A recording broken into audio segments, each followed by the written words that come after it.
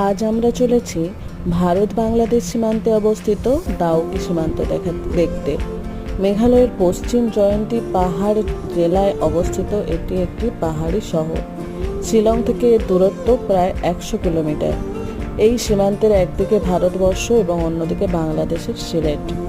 আমগট নদীর ওপর নির্মিত ঝুলন্ত লোহার সেতু পেরিয়ে আমরা ডাউকি সীমান্তে পৌঁছালাম। ডাউকিতে নেমে আমরা যেখানে ভারত ও বাংলাদেশের সীমান্ত চিহ্নিত রয়েছে সেই পর্যন্ত এগিয়ে গেলাম। ভারতের জাতীয় পতাকা স্পর্শ করে ধন্য হলাম। সীমান্ত থেকে সামান্য দূরে ডাউকি লেক ও নদী। মেঘালয়ের মাওলাই মহকুমার মাওলাই গ্রামের অধীনে টোহট্টলিংয়ে অবস্থিত এই ডাউকি লেকের কিছুটা ভারতবর্ষের মধ্যেও কিছুটা বাংলাদেশের মধ্যে ঝর্ণা জলে পুষ্ট ডাউকি নদী। স্থানীয় ভাষায় এই নদীর নাম উময়ঙ্গ নদী। এই নদীর জল এশিয়া মহাদেশের মধ্যে